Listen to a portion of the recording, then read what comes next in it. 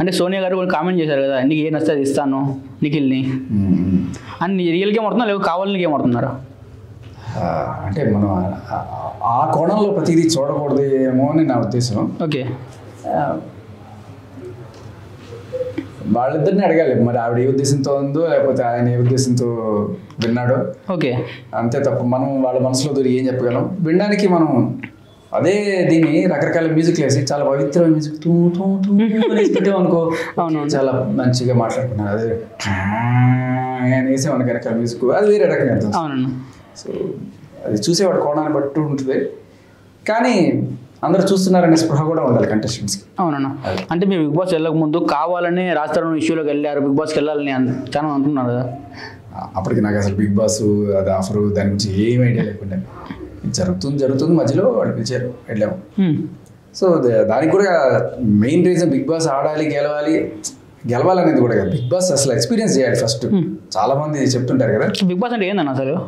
అంటే ఒక ఇంట్లో అందరినీ బంధిస్తారు, 10 కెమెరాలు ఉంటాయి. బంధించారంటే కట్టేరు, వదిలేస్తారు. ఓకే, మన బయటకు రాదు కదా, మీరు బయటికి రాకూడదు. సో ఇంకా నానా రకాల నామినేషన్స్, ఎలిమినేషన్స్ ఇవే ఉంటాయి. ఆ గేమ్ అంటే అదే అనమాట.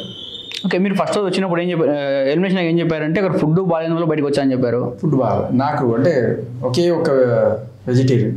ఓకే, అంత తులసి తోటలో నేను ఒక్కడే గంజాయి మొక్క. సో నేను ఒక్కడనే వెజిటేరియన్ అయిపోయాను. ఒకటి తులసి మొక్క, అన్ని గంజాయి మొక్కలు. ఎందుకు అన్ని గంజాయి మొక్క? అంటే వెజ్ మన తులసి మొక్క కదా, గంజాయి మొక్క నాన్ వెజ్. పాపం అంతమందిని చెడ్డ చేయడం ఎందుకు, నేనే చెడ్డ అయిపోతే పాలం.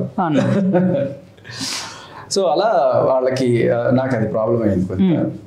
బట్ దాన్ని కూడా నేను ప్రోటీన్ పౌడర్ పట్టుకెళ్ళి ఇట్లాంటి డెఫిషియన్సీస్ ఏమైనా వస్తాయేమో అని అది కూడా తీసుకెళ్ళిపోయేటప్పటికి నాకు కొంచెం మేబీ ఫ్యూచర్లో సర్వైవ్ అవ్వగలనా లేదా అనే ఒక డౌట్ వచ్చింది. 2 సార్లు అడిగా, నో అన్నారు కదా, బట్ ఏమీ రాలేదు, రిప్లై రాలేదు. సర్లే ఇంకా డౌన్ అయిపోయి అలా డల్ కూర్చోవడం కన్నా మంచిగా ఉన్నాం, మంచిగా పోయాము అంతే. అంటే నిజంగా మీ కొడుకు పుడతారని అది ఒక స్టార్ నోట్లో వింటా అని ఎప్పుడు కలగన్నారా మీరు?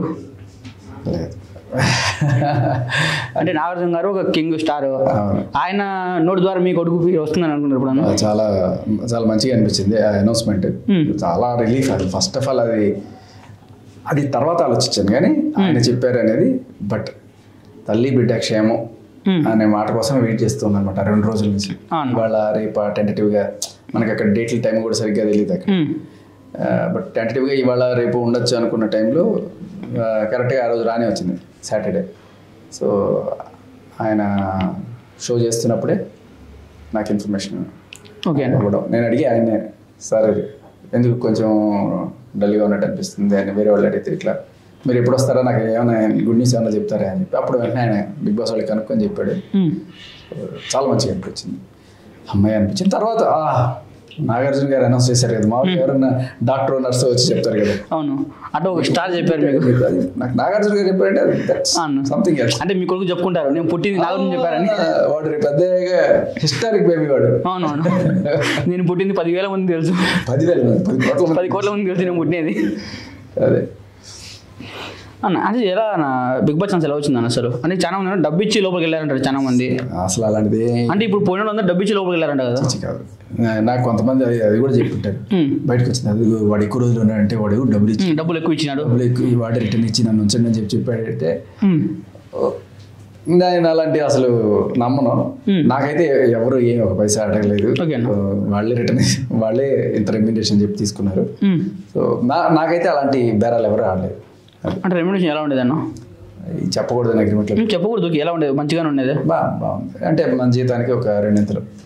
ఓకే, 10 లక్షల జీతం అయితే 30 లక్షలు, 20 లక్షలు. ఓకే అన్న. అలా 10 లక్షల జీతం అయితే 20 లక్షలు వేసుకో. ఎక్కాలి సరిగ్గా రావట్లేదు. ఓకే, మ్యాథ్స్లో వీక్. అది 3 ఇంతలు చెప్పారు, 2 ఇంతలు అంటే మ్యాథ్స్లో వీక్. అంటే ఇప్పుడు వైల్డ్ కార్డ్స్ ఇచ్చారు కదన్నా, దాంట్లో ఎవరు స్ట్రాంగ్ అనిపిస్తుంది మీకు? స్ట్రాంగ్ నాకు బాగా స్ట్రాంగ్ అంటే గేమ్ పరంగా నాకు టేస్టీ తేజ నచ్చుతుంది. టేస్టీ తేజ ఎప్పుడు తింటుంటారు కదా, చూడడానికి క్యూట్గా ఉంటాడు. అంటే అమ్మాయిల పొలం బాగుంది. అవునా?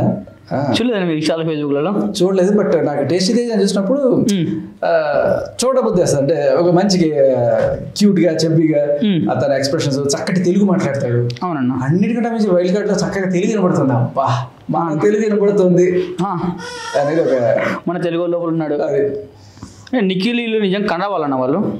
కన్నడ వాళ్ళే కదా, కన్నడ వాళ్ళు. బట్ ఇక్కడికి వచ్చి సెటిల్ అయ్యారు ఇక్కడ అంతే. అంటే చాలా మంది తమిళ ఆదిత్య గారు ఎలిమినేషన్ చాలా మంది తమిళ ఏం పెట్టారంటే కన్నడ వాళ్ళ చేతిలో బలైన ఆదిత్య అని పెట్టారు, కన్నడ వాళ్ళ చేతిలో బలైన ఆదిత్య ఓం అని పెట్టారు. మరి ఆ లెక్క కన్నడ వాళ్ళ చేతిలో బలైన హిందీ వాళ్ళని పెట్టారు కదా. అవును, ఆయన ఉత్తరప్రదేశ్ హిందీ కదా, ఆయనకి మాత్రం పెట్టలేదు. కర్ణాటక వాళ్ళ చేతిలో బలైన ఉత్తరప్రదేశ్ వాడు, కర్ణాటక వాళ్ళు ఉత్తరప్రదేశ్ వాళ్ళు వచ్చి మన హైదరాబాద్లో కొట్టుకుంటున్నారు. అలా లేదు, అందరూ మన వాళ్ళే. అంటే చాలా మంది తెలియదు ఏంటంటే శేఖర్ భాష. శేఖర్ అంటే హిందూ పేరు, భాష అంటే ముస్లిం పేరు. మీరు రియల్ ముస్లిమా హిందూ అన్న? ఈ భాష ఏంటంటే నాకు రజనీకాంత్ ఇన్స్పిరేషన్ అనమాట. ఆయన ఓకే, ఒకసారి 2 సార్లు చెప్పినట్టు భాష. సో అంటే భాష, శేఖర్ భాష.